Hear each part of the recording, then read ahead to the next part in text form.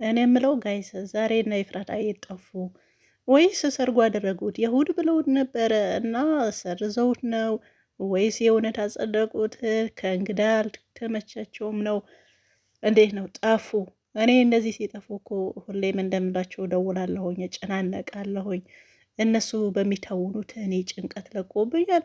ያው የዋነት ስታበዙ እንደዚህ ማንኛውም ነገር ያስጨንቃቸዋልና በተለይ ደግሞ የፍራታ ነገር እጅግ በጣም ነው ያው ምንድነው ያስጨነቀኝ ማለት ነው። አዎ የዋነቴ ነው እንግዲህ ምንም ማድረግ አልችልም። እና የተሰጠኝ ስጦታ ነው። ልጨነቅ ብዬ አይደለም የምጨነቀው፣ ወይም ደግሞ ልጨነቅ ምናምን ብዬ አይደለም።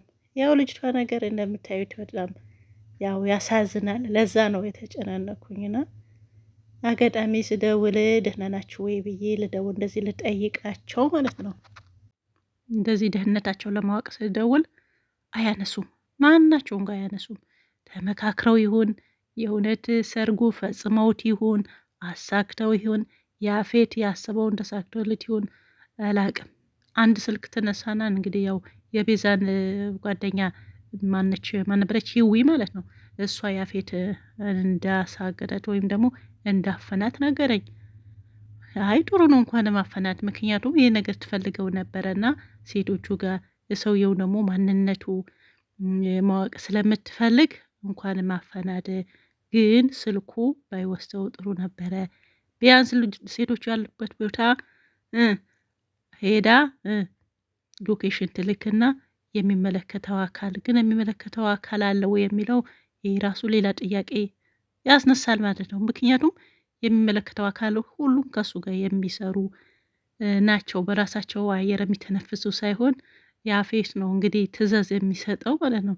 እንግዲህ እዛው ሄዳ እውነተኛው ታሪክ ራሱ መረጃ ምናምን ብታገኝ ቢወስዷት አሁን እንደሚያፍኗት ነው እንደተናገረ ከሆነ አፈኗትም የሚል አንዳንድ የውጭ ውጭ አይደለም የውስጥ የዜና ምንጮች እየነገሩ ነበረና እኔ መታፈኗን አልጠላውም። ምክንያቱም ብዙ ጉድ ታወጣለች። ሰውየው ማንነቱ ባይታወቅም ግን ማን አፈኔ ትላለች። አይ ከኤፍራታ ሴቶች እንደታፈኑ ነገራታለች እንዴ ከዚህ በፊት እሱ ካላወቀች ብቻ ያም ሆነ ይህ ሰውየው ተንኮለኛ መሆኑን ታውቃለች። ስለዚህ መታፈኗ ጥሩ ነው። የዛን ሴቶች የመፈታት ያው ሰበብ ይሆናል ብዬ ያው እኔ ከእውቀቴም ከጭንቅላቴ ቅንጭላት ይቅርታ ከቅንጭላቴም አንጻር እኔ የህይወት መታፈን አልጠላሁትም ማለት ነው። አልጠላሁት ግን ሁለት ነው የሚሰማኝ። አንደኛ እሺ ቦታው ታወቀ፣ ሴቶቹ ማን ነው የሚፈታቸው? ከዛስ እሺ ተፈቱ እንበል ሴቶቹ፣ ሰውዬ ማን ነው? በቃ እኔ ሁሌ ትልቁ ጥያቄ ማለት ነው ማን ነው በህግ ስር የሚያውለው ነው የኔ ጥያቄ። በቃ የወጣለት ስለሆነ ማን ነው ነው። እኔ ቢያዝ ባያዝ አሁን የእሱ መያዙ ነገር እኔ ብዙም ያው እንትን የሰጠኝ አይደለም። ምክንያቱም ያው አልደሰትም ቢያዝም የሆነ ፖሊስ ያዘው ምናምን ቢባል የሚቀጣው አካል የለም ጋይስ። እስር ቤቱ አያችሁታለ እንዴ? በሱ ቁጥጥር ስር ነው ያለው።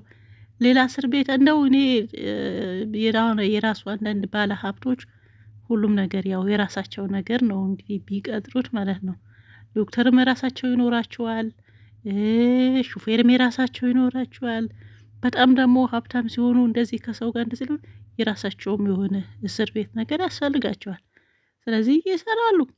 ስለዚህ እኔ ያው ባለ ሀብትም ስለሆነ ድርጅትም ስላለው ከብዙ ባለ ድርጅቶችም ይሄ እንግዶች ስለሚገናኝ እንደዚህ ያስቸገሩትን የሚያስርበት የራሱ ያቋቋመው እስር ቤት ይመስለኛል። ምክንያቱም የበላይ የለበትም እሱ። የእሱ በላይ ማን ነው?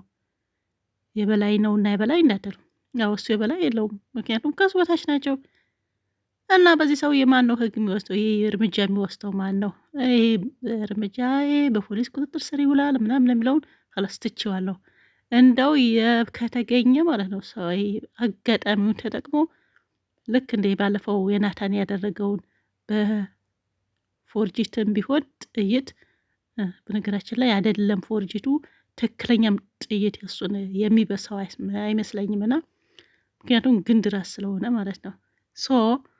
ይኸው በጥይት ነገር ሳያስበው ይህ እንደዚህ ከጠፋ እንጂ ይህ ህግ ይወሰድበታል፣ በህግ ቁጥጥር ስር ይውላል፣ አሁን እየተቀጣ ነው።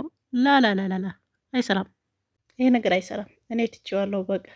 በቃ ይሄ ትቼዋለሁ። እንደው እኔ በእኔ ሀሳብ የምትስማሙ ሳያስበው የሆነ ቦታ ቁጭ ብሎ ከኋላው ማጥፋት ማለት ነው፣ መደርመስ። እሱ የሚያስፈልገው እንደዚህ ነው፣ መደርመስ ነው እንጂ አሁን ግን ቤዛ ተለወጠች አይመስላችሁም? እስር ቤት ገብታ ስትወጣ ማለት ነው ጥሩ ለውጥ ያየሁ መሰለኝ እኔ እሷ ላይ ማለት ነው። በቃ የሆነ ቀስቀስ ብላለችው። እውነት ለመናገር ያው አንዳንድ ሰው በእስር ቤት ሲወጣ ተምሮ ከዛ ከነበረበት እንትን ተምሮ ነው የሚወጣው አሉ። ጥሩ ሰው ሆኖ ምክንያቱም ደግሞ የታሰረበትን ነገር ቁጭ ብሎ እዛ የሚያወራበት በቃ አውርቶ ራሱ በራሱ መፍትሄ የሚሰጥበት ከራሱ ጋር የሚሆኑበት ቦታ ነው አሉ ብዙዎቹ እስር ቤት። ስለዚህ እንደዛ ሆና ያደረገችው ተንኮል ሁሉም ያናስባ ራስ በራሷ ነው እየተጠያየቀች መልሳ ነው እንደዚህ ጨዋ የሆነችው ወይስ እንዲህ ነው? ትንሽ የሆነ ጥያቄ ምልክት ፈጥሮብኛል። ሙሉ ለሙሉ ላምንም አልቻልኩም። ግን የሆነም ነገር የሆነ ልታቅድ ወይም ደግሞ ያቀደችው ነገር አለ ብዬ ነው ማስበው። ምክንያቱም በአንዴ እንደዚህ መለውጥ አታሳይም እንዴ። እኔ ዝምታዋ በጣም ነው ያስፈራኝ። ምንም እርምጃ ያለመውሰዷ የምር እኔ እንጃ የሆነ እንትን ይመስለኛል። በቃ በሆነ ነገር የምታጠቃቸው አዝናግታ እንደዛ ነው የምታደርጋቸው ማለት ነው። ስለዚህ እሷን እንዳታምኑ፣ እንደዚህ አይነት ሰው መታመን የለበትም። እና በዛ የእውነት ምስር ቤቱ አስተምሮሽ ከምረሽ ከወጣሽ እኔ ጥሩ ባህሪ ነው ተማርሽው። የሚያስቸግሩ ሁሉም ገብተው ይታሰሩ፣ ታርመው ይወጣሉ ማለት ነው የኔ ሀሳብ። እስቲ አሁንም እደውላለሁ፣ ስልክ ካነሱልኝ። ሰላማችሁ ይብዛ ባይ